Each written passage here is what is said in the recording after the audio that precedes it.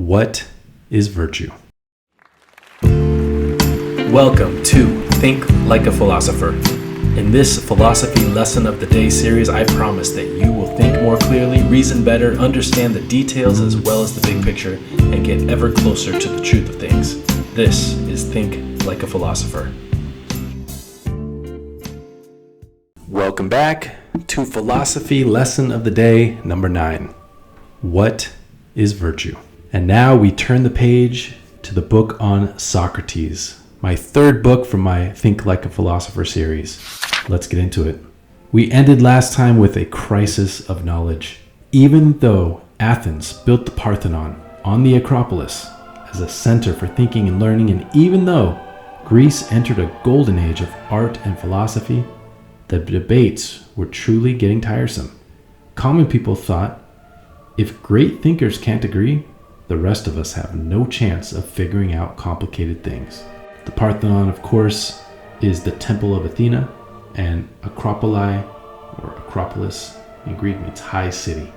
And there it is pictured. You can still see the ruins of it today. So we move on from the pre-Socratics. To answer the question of virtue, we start with the Sophists in the age of Socrates. The rise of the Sophists. You know who was good at rhetoric? The Sophists were. They were traveling teachers who were paid to lecture. They were a big deal. Most Sophists were pragmatists, skeptics, humanists, or secularists. We will get into those words later. But for now, the Sophists, or Sophism, was a philosophy that was practical and geared toward real life, such as politics or civics.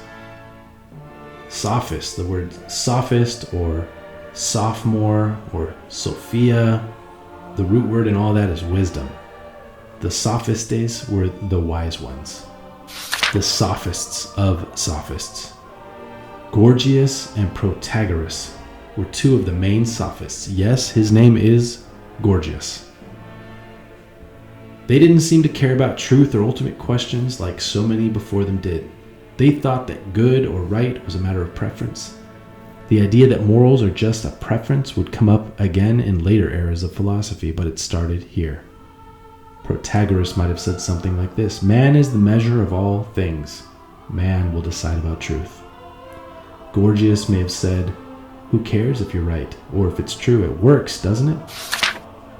Socrates versus the Sophists. Socrates, of course, was the gadfly of Athens. This name gadfly is similar to a horsefly. It's a fly that bites, and he was nicknamed the gadfly of Athens because he was always biting and stinging with his words and with his wit. You know who didn't like the Sophists?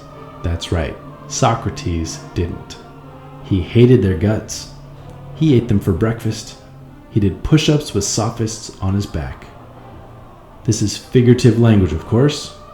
The Sophists were good at speaking figuratively. So was Socrates. But unlike the Sophists, Socrates wanted to get back to the big questions, and he had a few tricks up his sleeve to do just that. Socrates may have said something like this: strong minds discuss ideas. Average minds discuss events. Weak minds discuss people. I am strong. The Sophists are soft. Now, before we get into virtue, let's stop and talk about what is right and wrong. Check out these math problems. 1 plus 1 equals 7. This is wrong. 1 plus 1 equals 2. This is right. When it comes to math, right and wrong seems to be fairly straightforward. Now, what about these statements? Stealing is wrong. Generosity is right. This is where we begin the discussion about virtue. Consider 3 words: ethics, morals, and virtue. All 3 words are connected, but all 3 words are distinctly different. Ethics are a system of moral principles and a code of conduct, often external and codified for a group or profession. Morals are an individual's personal principles about right and wrong, guiding their own behavior. Virtue is a set of positive character traits or habits that embody moral excellence. like courage, generosity, justice, compassion, or honesty. A famous example of ethics would be the Hippocratic Oath. This is a pledge to uphold ethical standards. Physicians swear to use their abilities to benefit the sick and not to harm them, a principle often summarized as do no harm. This is an example of ethics, a set of ethical standards. Morals is often associated with the word conscience. It's an inner feeling or voice viewed as acting as a guide to the rightness or wrongness of one's behavior. Virtue is more like the moral foundation. Virtue is the building blocks, and it's built with morals. It's built with ethical behavior. Back to Socrates. He had some secrets to his success. Secret number 2 was a focus on virtue. His next secret was to focus on arete, or virtue. Arete in Greek refers to character excellence, the word we use today as virtue. The sophists lacked it, and Socrates knew it. Virtue refers to all things good, like honesty, charity, hard work, justice, and love. The sophists focused on what is right for you. He, Socrates, knew that if everybody is right, then nobody is right.